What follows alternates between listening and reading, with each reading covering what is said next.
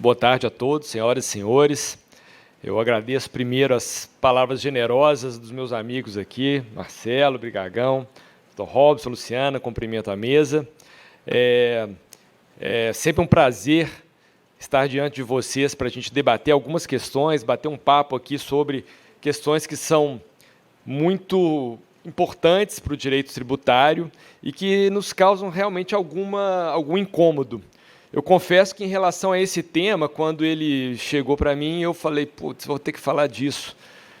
E porque não é um tema que eu acho agradável dizer, porque eu queria contar uma historinha para contextualizar essa minha afirmação. Quando eu fui fazer Direito, eu era egresso das Ciências Exatas. A minha primeira escolha não foi o Direito, eu fui fazer vestibular de Engenharia Mecânica, estudei Engenharia Mecânica por 2 anos, como história de talvez muitos aqui, porque o direito tributário tem um pouco essa característica. E quando decidi que engenharia não era mesmo a minha praia, embora eu gostasse muito das matérias do ciclo básico, de matemática, de física, enfim, mas eu descobri que eu não ia provavelmente ser um bom engenheiro, acabei migrando definitivamente para o direito. E logo no início do curso tive lá as aulas com a professora Isabel e me encantei com aquele negócio. Falei, poxa, isso aí faz todo sentido, tem lógica. Né? A hipótese de incidência, isso faz todo sentido, isso é próximo daquilo que eu estudava, não é exatamente, mas tem uma lógica quase matemática naquilo ali. Bom, se eu tivesse, na época, tido contato com os tributos sobre consumo, sobre não cumulatividade, eu falava, não, vou mexer com outra coisa, direito tributário não, porque isso não faz sentido nenhum. E eu acho que não faz sentido mesmo. Eu acho que nós estamos num sistema hoje que é muito maluco. Eu falei que, quando eu vi, falei, pô, com o Brigagão na mesa, eu falei, pô, beleza, vamos brigar, né? Porque a gente sempre, nas mesas que a gente está junto, sempre tem uma discussão, sempre tem um antagonismo, né? Eu sou procurador da Fazenda, o Brigagão defende, né, com muita verve os contribuintes. Eu falei, poxa, vamos lá. Mas eu acho que hoje talvez nós vamos mais concordar do que discordar, né? Infelizmente. Mas, enfim, vamos lá. Por isso que eu estou fazendo toda essa introdução, inclusive. Aliás, outra coisa que eu queria dizer no começo, que falar por último aqui é uma fria danada, né? Porque no último dia já falou um tanto de as melhores cabeças de direito tributário, os melhores oradores, meus colegas de mesa hoje aqui são brilhantes, todos eles, estão expositores, são encantadores de plateias, e depois eu, no final, né, um mero procurador da Fazenda, ter que falar aqui é muito complicado. Bom, a questão do Conselho de Insumos de PiscoFins frente ao recurso especial julgado lá pelo STJ, 1221, 1.221.170 do Paraná, e depois o parecer da COSIT e a nota da PGFN. Para falar sobre isso, eu tenho que primeiro fazer uma breve contextualização, né, de como que isso começou, essa história toda, para a gente chegar, acho que no que interessa, que é fazer uma pequena análise sobre a nota da PGFN, o parecer da COSIT, que é o que eu posso, talvez, acrescentar sobre esse tema, até porque esse tema vem sendo objeto de painéis ao longo dos anos na ABRADT. Eu me lembro um painel que estava o professor Walter Lobato, o professor Leonardo Alvim, os dois falando sobre o mesmo tema, na época da edição das leis, um falando a visão do fisco, o outro falando a visão do contribuinte. O ano passado, a professora Maísa discorreu sobre esse assunto, né, sobre o RESP, julgado pelo STJ, e comparando com a jurisprudência do CARF, e o que tem de novidade para esse ano a nota da PGFN e o parecer da COSIT. Para o ano que vem, provavelmente, vai ter alguma outra coisa, vão estar discutindo alguma outra questão envolvendo esse assunto. Eu falo que parece uma daquelas novelas em que o autor começa com o argumento, ele se perde no caminho, vai introduzindo um tanto de personagem novo, um tanto de história paralela, e no final ele não sabe como que vai acabar. E eu acho que mais ou menos é o que está acontecendo aqui nesse caso. A Lei 10.637 e 10.833, né, que introduziu esse sistema de não cumulatividade, um pretenso sistema de não cumulatividade do PIS e da COFINS, foram frutos de conversão das medidas provisórias 66 de 2002 e 135 de 2003. Então, daí a gente sabe que a iniciativa dessa modificação partiu do Executivo. Havia uma pressão dos contribuintes para que isso fosse feito, porque o PIS e a COFINS eram impostos, tributos nitidamente cumulativos, e em algum momento o Poder Executivo abraçou aceitou vamos dizer assim, esse reclame, essa pressão e editou essas medidas provisórias.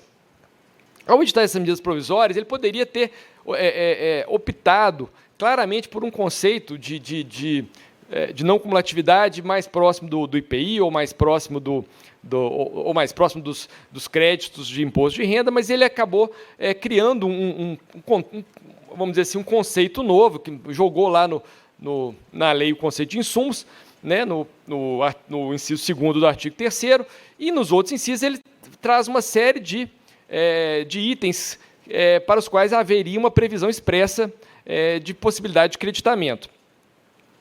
Então, lá no artigo 3º, ele fala ele diz o seguinte, que que dão direito a crédito, bens e serviços utilizados como insumo na prestação de serviços, na produção ou fabricação de bens ou produtos destinados à venda, inclusive combustíveis ou lubrificantes, exceto em relação ao pagamento, que trata o artigo 2º, enfim. Essa exceção da lei foi, inclusive, trazida posteriormente, mas não é o tema aqui do nosso debate. Em primeiro momento, a Receita ela adota um conceito de creditamento que ela já conhecia, que é o do IPI, que é o conceito de consumo no processo produtivo. O item tem que ser consumido, ele tem que ter contato direto lá com o produto que vai ser produzido e ele tem que ser consumido no processo produtivo. E aí, nesse caso, ele geraria crédito para fins do PIS e da COFINS. Os contribuintes, obviamente, não aceitaram essa posição da Receita, começaram a discutir isso, primeiramente no CARF e também no Judiciário, né, mas as primeiras decisões são do CARF, e defendendo um conceito de crédito mais parecido com aquele que vamos dizer assim, que é da apuração do lucro líquido do exercício para fins do imposto de renda, onde você pode ter uma ampla possibilidade de dedução das despesas e de custos, né, que são previstos lá até na contabilidade. Então, houve o contribuinte veio dizer, olha, o insumo é tudo que eu preciso, é tudo que eu gasto, são todas as minhas despesas, né, para que eu possa exercer a minha atividade. E a Receita, por outro lado, adotou um conceito bastante restritivo. Quando isso chega ao CARF, né, depois de algumas decisões em um sentido e em outro, o CARF praticamente pacifica um entendimento de que o insumo deveria atender ao conceito de essencialidade e pertinência, ou seja, ele deveria ser essencial para o processo produtivo, né, ou da prestação daquele serviço, e também deveria ser pertinente, ele devia ter uma correlação, uma pertinência àquele processo, ele não poderia ser alguma coisa que, embora essencial, não participasse daquele processo produtivo, fosse alguma coisa externa ao processo produtivo, né? Então, o STJ, quando começa a analisar essa questão, né, quando essa questão chega lá no STJ, ela é afetada aos recursos repetitivos, depois de algumas decisões, em sentido e em outro, nas instâncias inferiores e nos tribunais nacionais federais. Quando chega lá no STJ, o STJ nitidamente adota uma posição muito semelhante à do CARF, que o CARF vem adotando. Entretanto, ele dá lá a sua pincelada, e ele diz, olha, é essencialidade, mas não essencialidade de pertinência, é essencialidade ou relevância. O conceito de essencialidade é a mesma coisa, ou seja, aquilo que é essencial para o processo produtivo, mas ela diz que também o que é relevante. E aí, o voto da ministra Regina Helena Costa, ela diz que é relevante para o processo produtivo, é aquilo que a lei exige, é uma imposição legal, ou alguma coisa que seja específico daquela cadeia produtiva. Embora não essencial, ela faça sentido em relação àquela cadeia produtiva. Eu confesso que, em relação a esse ponto específico, eu tive até uma certa dificuldade de imaginar um exemplo, porque o exemplo que ela cita lá não me esclareceu muita coisa. Ela fala que a importância da água na agricultura é diferente para a fabricação de fogos de artifício. Confesso que esse exemplo não me clareou muito a ideia. Eu fiquei pensando em alguns exemplos, assim, aí troquei ideia com alguns colegas, assim, alguns colegas falaram, não acho que cabe, enfim, vou voltar nesse tema depois, mas, de qualquer forma, o STJ pacificou esse entendimento, desse conceito, vamos dizer assim. Qual é o problema dessa decisão do STJ? Diferentemente do CARF, que adota um critério de decisão e ele mesmo, o CARF, decide efetivamente o que daria ou não direito a crédito em cada caso, o STJ, por conta até da súmula 7, citada pelo professor Robson, ele não reanalisa os fatos, as provas. Ela só revalora, mas não vai analisar. Então, ela definiu os critérios, mas deixou para as instâncias inferiores analisar a subsunção dos fatos a esses critérios que ele fixou. Então, vocês imaginem a confusão de todos os juízes federais do Brasil, todos os tribunais regionais federais, tendo que definir, no caso a caso, o que é essencial para um determinado processo produtivo ou relevante para um determinado processo produtivo. Porque isso é uma questão que vai ser individual para cada empresa. Cada processo produtivo é diferente do outro. Não existe, a exceção de algumas questões, alguns ramos de negócio um pouco mais padronizados, a maioria delas tem especificidades e tem itens que não vão constar, né, que vão ser diferentes. Então, essa análise ela é extremamente difícil e ela, infelizmente, eu tenho que dizer que é impossível que ela dê uma resposta objetiva. Por mais que se tente dar uma resposta objetiva, eu acredito que é impossível obter uma resposta, uma previsibilidade, uma segurança jurídica em relação à possibilidade de creditamento de determinados itens, né? A empresa, ainda que ela queira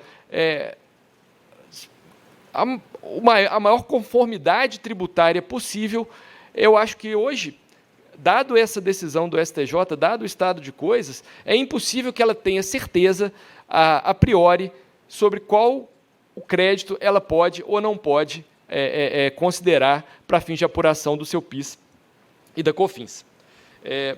Então, o STJ diz que a essencialidade é o item do qual depende o produto ou serviço, é essencial e inseparável do processo produtivo, ou sua falta lhe priva de qualidade, quantidade ou suficiência.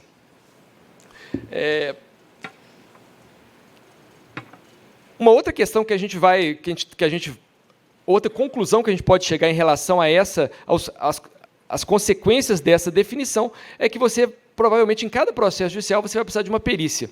O CARF vai ter que baixar todos os processos de diligência para que seja analisado cada item e, num processo judicial, vai ter que ter uma perícia técnica, a depender da área de negócio, pode ser de engenharia de produção ou pode ser de outra espécie, mas vai ter que ter uma perícia para determinar se aquele produto, se aquele item considerado, ele é ou não essencial, ele é ou não relevante para o processo produtivo. Imaginem a complexidade desse sistema, imaginem a confusão que isso vai ser, imaginem a dificuldade de aplicação desses conceitos ou dessa decisão judicial e dessas decisões administrativas para o dia a dia das empresas e até para o dia a dia dos advogados e da Procuradoria da Fazenda, enfim.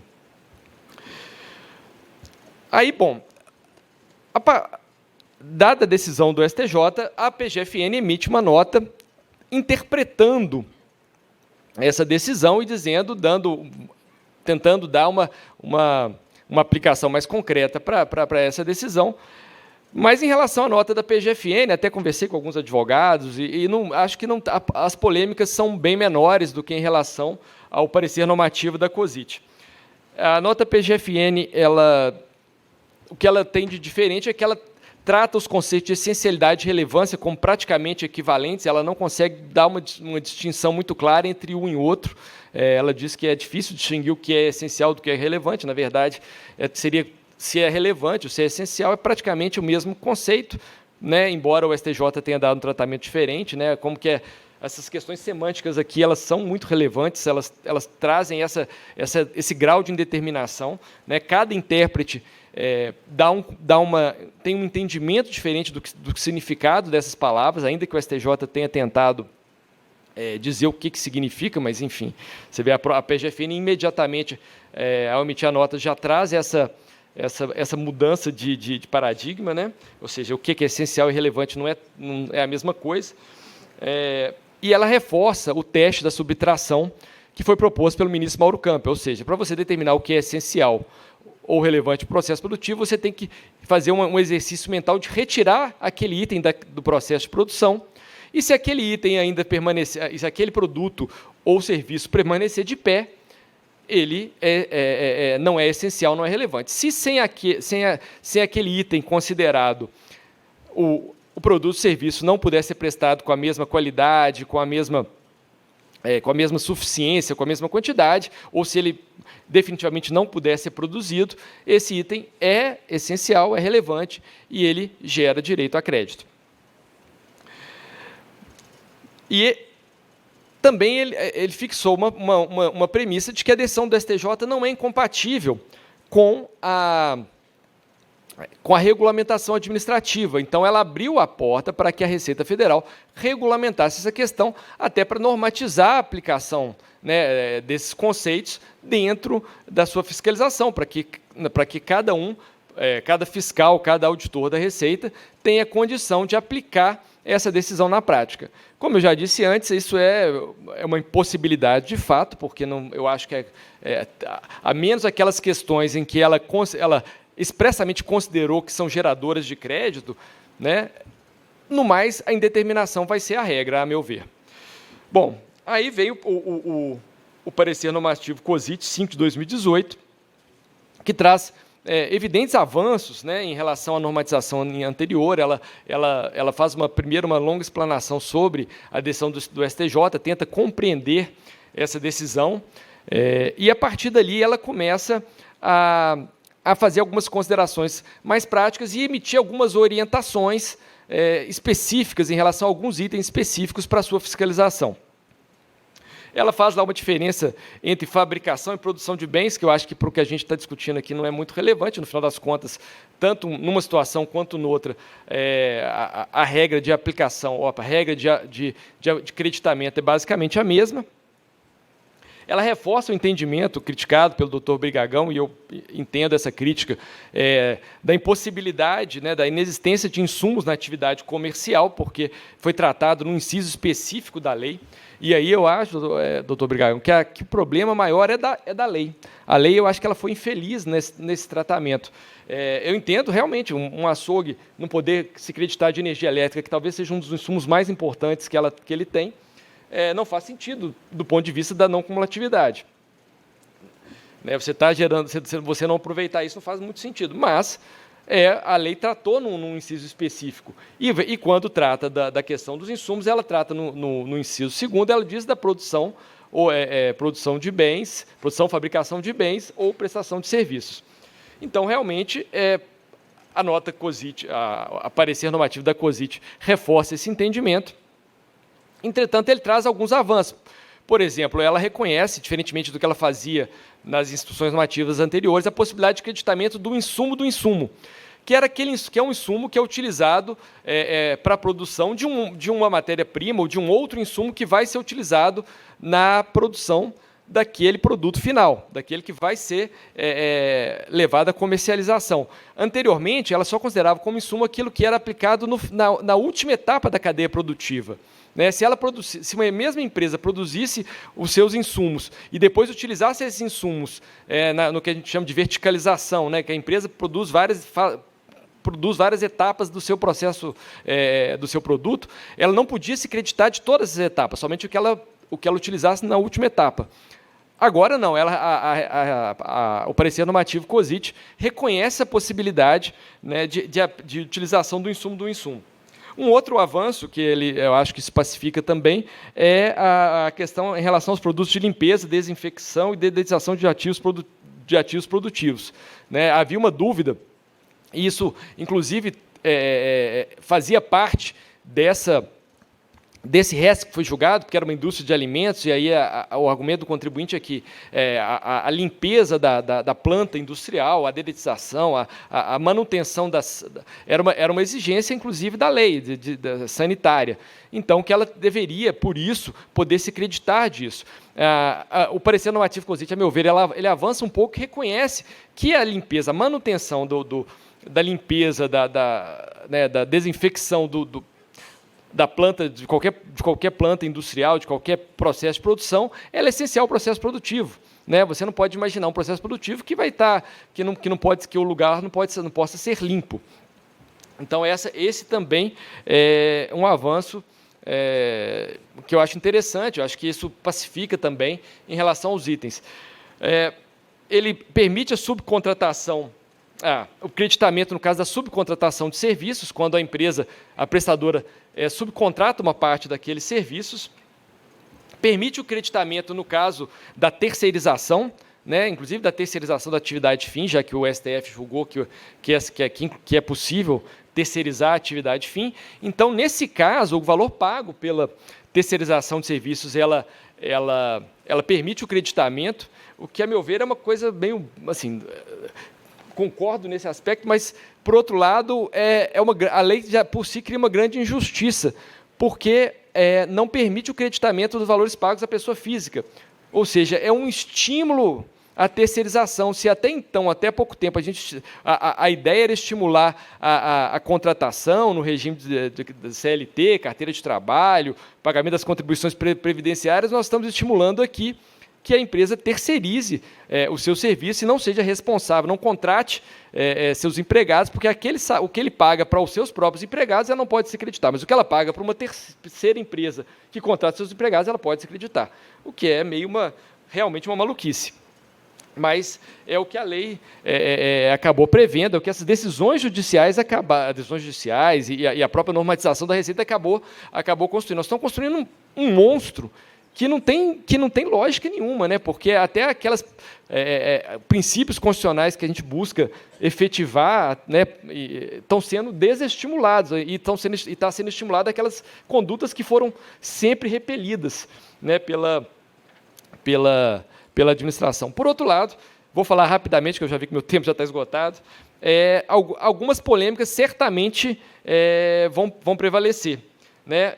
Ela não permitiu o creditamento dos gastos com pesquisa e desenvolvimento, a menos que os valores, que os itens gastos no desenvolvimento, não na pesquisa, no desenvolvimento de produto, conclua-se por um produto que chegue ao mercado, que seja um esforço bem sucedido.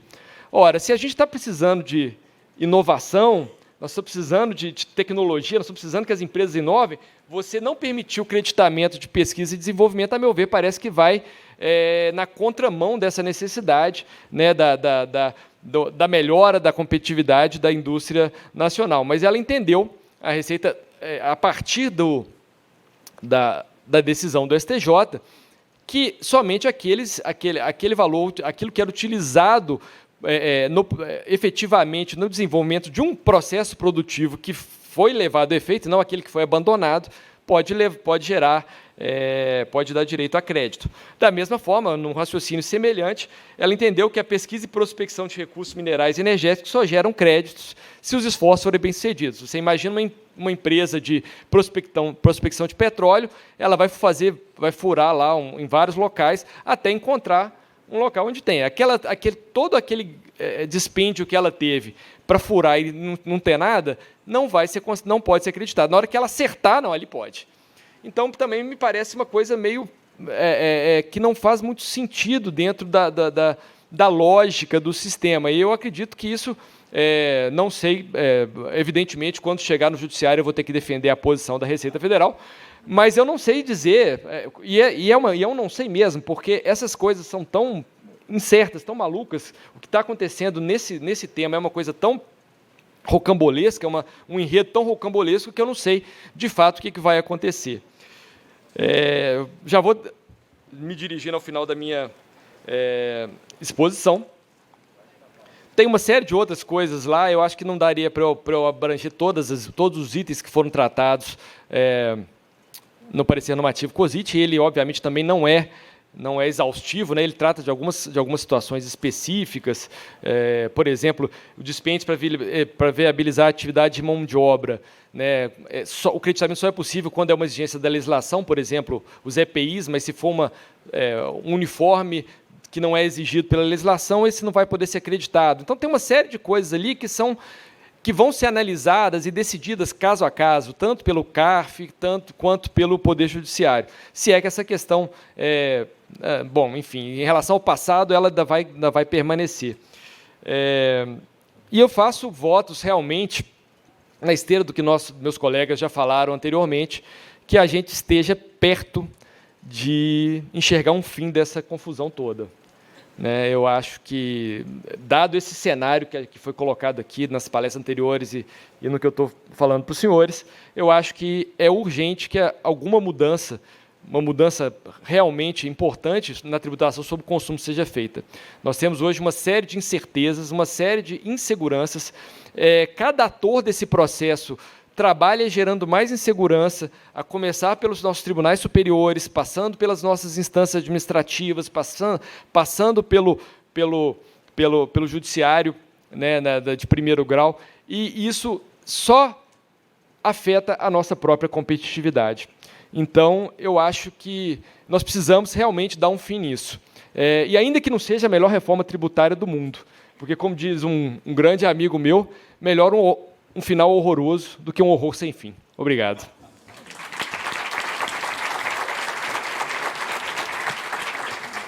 Tertúlio, muito obrigada pela sua manifestação. Realmente, acho que, embora o seu papel como PGFN, nós concordamos, ao final, com vários pontos. Em relação ao PIS/COFINS, eu sempre tive a oportunidade de comentar antes de nós virmos para cá. Efetivamente, foi um clamor do contribuinte também, o PIS/COFINS não acumulativo. Mas aí vale aquela máxima, né? Cuidado com o que você pede, porque você pode ser atendido. Então, dado o adiantado da hora, acho que não vai haver mais tempo para que nós possamos ter outras manifestações. Eu agradeço a presença de todos que conosco estiveram até esse horário, quando o estômago já dita a hora. Muito obrigada aos meus colegas de mesa pela participação e peço que todos estejamos de volta às 2 horas para a próxima palestra.